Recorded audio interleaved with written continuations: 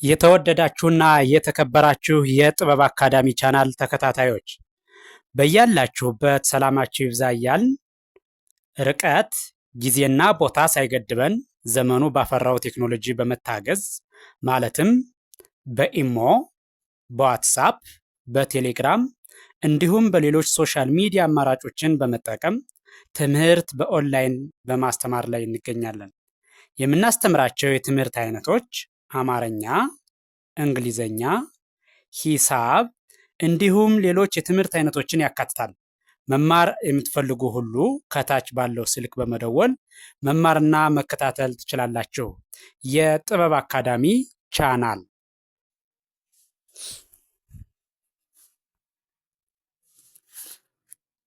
የተወደዳችሁና የተከበራችሁ የቻናላችን ተከታታዮች እንደተለመደው ዝግጅታችን ወደ እናንተ መድረሳችን ቀጥሏል።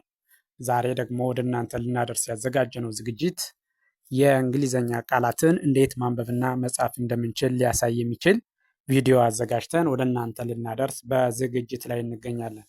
ይህን ቪዲዮ ከመጀመሪያው እስከ መጨረሻው በትክክል ብታዩትና ብታዳምጡት እንዴት ማንበብና መጻፍ እንደምትችሉ ሊያሳያችሁ የሚችል ቪዲዮ ነው።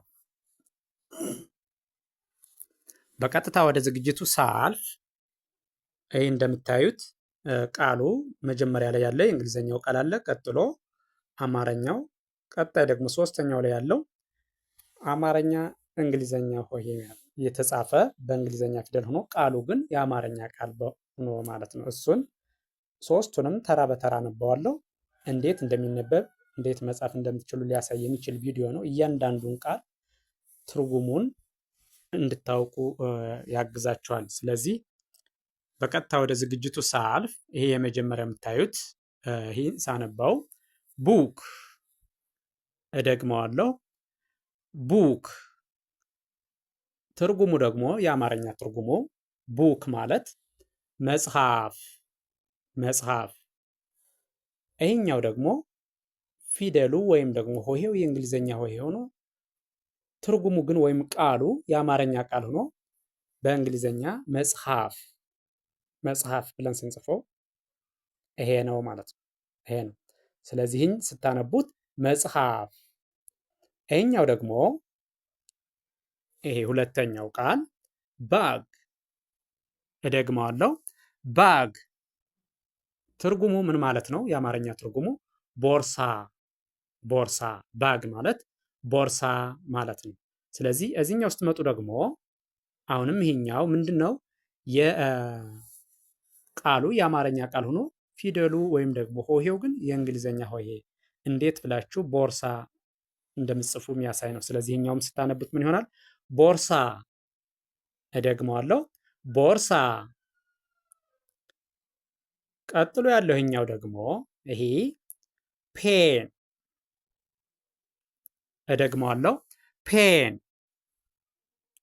ምን ማለት ነው? እስክርቢቶ፣ እስክርቢቶ። ትርጉሙ እስክርቢቶ። ይሄኛውም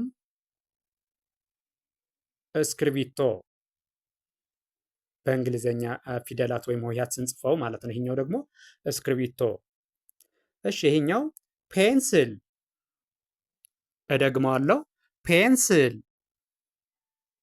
ትርጉሙ ምን ማለት ነው? ፔንስል ማለት እርሳስ ማለት ነው።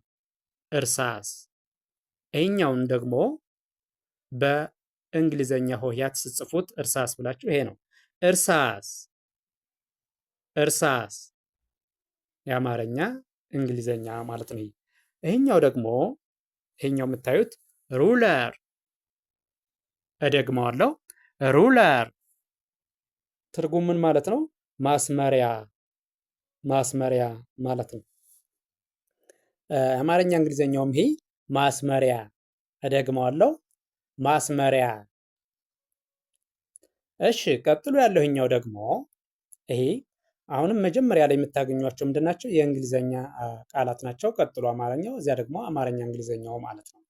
ስለዚህ ይሄ የመጀመሪያው የምታዩት ቴብል፣ እደግመዋለሁ ቴብል።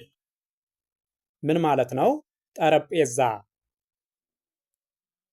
የአማርኛ ትርጉሙ ጠረጴዛ። ይሄኛውንም ስታዩት ምን ይላል? ጠረጴዛ። ጠረጴዛ። እሺ ቀጣይ ያለው ደግሞ ቀጥሎ ያለው ይሄ ዳስተር። እደግማለሁ ዳስተር። ትርጉሙ ዳስተር ማለት ማጥፊያ ማጥፊያ የሰሌዳ ማጥፊያ ማለት ነው። ይሄኛውን ስታነቡት ማጥፊያ አማርኛ እንግሊዘኛው ማጥፊያ። እሺ ይሄኛው ቀጣይ ያለው ይሄ ደግሞ ቸር። እደግመዋለሁ ቸር ምን ማለት ነው? ትርጉሙ ወንበር ወንበር ወንበር። ይሄ አማርኛ እንግሊዘኛውም ወንበር ሳነበው ምን ይላል? ወንበር። እሺ ቀጣይ ያለው ይሄኛው ግላስ። እደግመዋለሁ ግላስ ምን ማለት ነው? ብርጭቆ ማለት ነው። ብርጭቆ። ይሄኛውም ብርጭቆ ስታነቡት ምን ይላል? ይሄ ብርጭቆ። እሺ ይሄኛው ቀጥሎ ያለው ስፑን። እደግመዋለሁ ስፑን የአማርኛ ትርጉሙ ማንኪያ ምን ማለት ነው? ማንኪያ። ይሄኛውም አማርኛ እንግሊዘኛው ማንኪያ። እደግመዋለሁ ማንኪያ። እሺ ቀጥሎ ያለው ይሄኛው ደግሞ ሲነበብ ሶፕ። እደግመዋለሁ ሶፕ ሶፕ ምን ማለት ነው? ሳሙና ማለት ነው። የአማርኛ ትርጉሙ ሶፕ ማለት ሳሙና። ይሄኛውም አማርኛ እንግሊዘኛ ምን ይላል? ሳሙና። እደግመዋለሁ ሳሙና። እሺ ይሄኛው ደግሞ ሊስን። ሊስን ሊስን ማለት ማዳመጥ ምን ማለት ነው? ማዳመጥ። ይሄኛውም ማዳመጥ። እደግመዋለሁ ማዳመጥ። እሺ ይሄኛው ቀጣይ ደግሞ ይሄ ደግሞ ቶክ ቶክ። እደግመዋለሁ ቶክ ምን ማለት ነው? ማውራት ማውራት። ይሄኛውም ማውራት ምን ይላል? ማውራት። እሺ ይሄኛው ደግሞ ቀጥሎ ያለው ይሄ ራይት ራይት።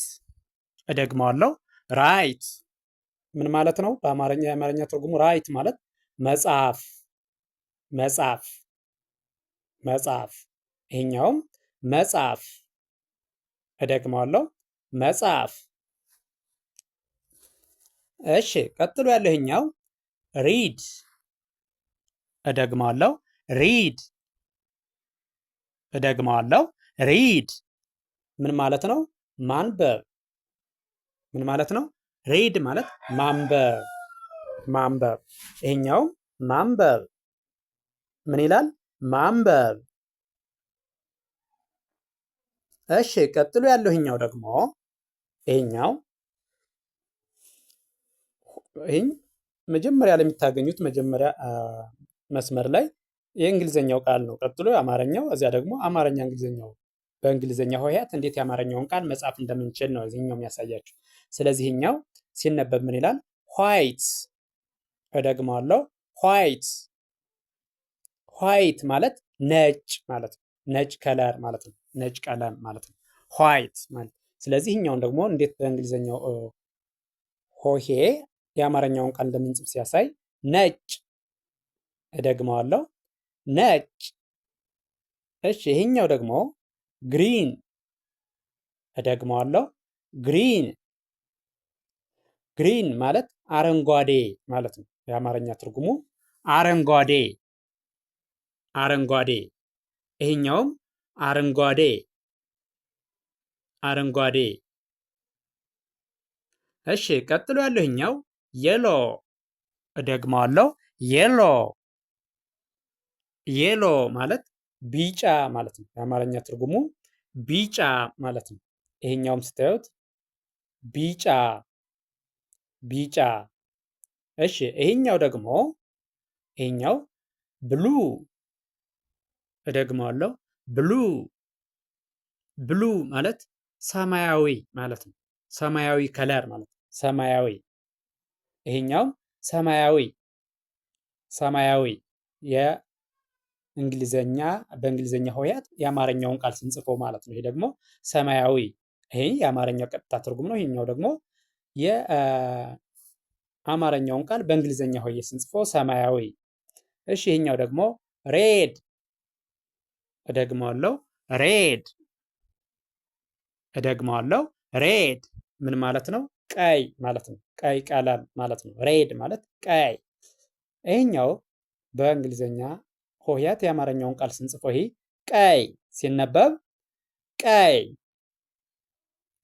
ስለዚህ ይህን ቪዲዮ ከመጀመሪያው እስከ መጨረሻው በትክክል ከርሰሩን ተከትላችሁ ብታዩትና ብታዳምጡት እነዚህን የእንግሊዘኛ ቃላት እንዴት ማንበብና መጻፍ እንደሚችሉ ትርጉሙን እያንዳንዱን ቃል በትክክል ማወቅ ትችላላችሁ ማለት ነው። ስለዚህ ከመጀመሪያው እስከ መጨረሻው በትክክል ከርሰሩን ተከትላችሁ ብታዩትና ብታዳምጡት የተለያዩ የእንግሊዘኛ ቃላትን ትርጉማቸውን እና እንዴት ማንበብ እንደምትችሉ እንዴት መጻፍ እንደሚችሉ የእንግሊዘኛን ቋንቋ በቀላሉ እንድትለምዱ ወይም ደግሞ እንድትማሩ ያደርጋችኋል ማለት ነው። ስለዚህ ቪዲዮውን ከመጀመሪያው እስከ መጨረሻው በትክክል ብታዩትና ብታዳምጡት ትማሩበታላችሁ፣ ታተርፉበታላችሁ። አይታችሁ ስትጨርሱ ላይክ፣ ሼር፣ ሳብስክራይብ ማድረግ አይዘነጋም። ደግነት ለራስ ነው። በሌላ ዝግጅት እስከምንገናኝ ቸርን ሰንብት። መልካም ጊዜ፣ መልካም ቀን